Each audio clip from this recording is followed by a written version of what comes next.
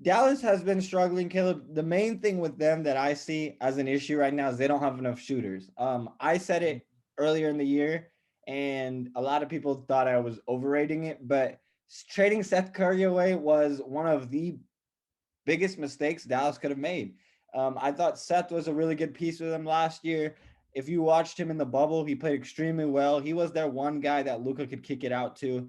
And right now, they don't have any shooters. So, Caleb, I want to throw a trade at you right now. And you tell me what you think about this trade. Now, I get it. There's a certain team I always involve in these trades, but there's a reason for it. So just hold on. The Dallas Mavericks trade away Tim Hardaway Jr., who's on a 1 year contract, and James Johnson, who's also on a 1 year contract. Correct? Yes.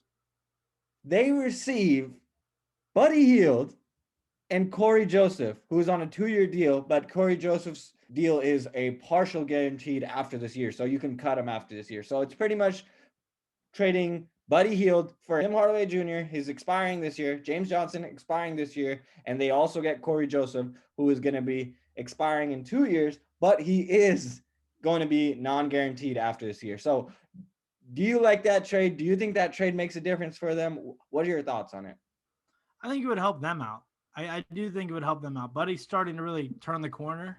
If you take away the slow start, he's really been a pretty good player recently. And I think Dallas would be elated to be able to get him. It just comes down to I don't know if the Kings are getting enough back, Well, if that here's the makes thing. sense. I would say, obviously, now here's the thing. That's where the trade makes sense money wise. Yeah. Here's the twist. Dallas would have to give up a first round pick. Protected. You can put that at top five protected, top 10 protected, maybe.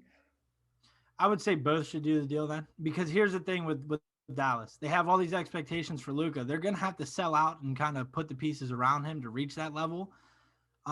Will they do it? I don't know. But a deal like that where you bring in Buddy Hield and where their biggest need is shooting, you bring in one of the better shooters in the league. He's a top five shooter in the league. I'm just gonna come out and say that. Percentage wise might not be there, but he got off to a really slow start. So debate a wall on that. I think that would help them out tremendously. And plus, with Sacramento, what they're trying to do is a 28-year-old Buddy Hield really part of your future. You know what I mean? Like he's older. You got to think he might have just been drafted in 2016, but he's a veteran now. He's a league veteran, and I think both sides could benefit from that. If you can get a first for him, even if it is protected, you're getting a first. You know what I mean? Like when we traded Jeff Green to the Grizzlies, I know this isn't the same thing, but when we traded Jeff Green to the Grizzlies, their first round pick finally conveyed last year, and we traded him in 2013. That was 7 years down the road we got that pick. So you never know what the pick could turn into, when it could turn into your pick. But yeah, I would say that both teams should do that. I think that's a very fair deal. I know people are going to say, but Tim Hardaway Jr. has been good this year. Yeah, but Buddy's better. Buddy's an upgrade. I don't think it's really close, to be honest with you. Yeah, I would do that deal. If I was both teams, I'd say yeah, it's a good deal. I think Hardaway's played well, but again, you need a guy that's going to be that shooter, that consistent shooter, and Buddy's been a lot better. Yeah. And I understand Buddy's making a little bit more than Tim Hardaway Jr., but Hardaway Jr. is expiring this year. That's not a long term solution, anyways. They're going to need to get somebody else. And Luka's going to start getting more upset if he doesn't get a player on that roster that can help him out, that can be a shooter on that team that he can kick it out to. Right now, he's kicking out to guys like Maxi Kleba. He's kicking out to guys like Jalen Brunson. That's not enough. Trey Burke is playing. Josh Richardson, I think, has played extremely poorly for them, and I've never really been high on him.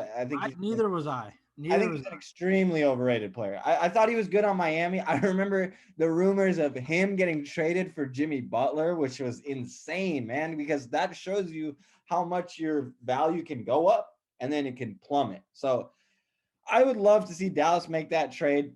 Mavs fans, you let us know in the comments what you guys think. If you guys think this is a fair trade, Kings fans, you guys let us know if you guys think that the Kings would do this. But we're looking at this from the Mavs perspective. So Mavs fans, let us know. Do you guys think Buddy Hield is enough? Do you think it's worth it?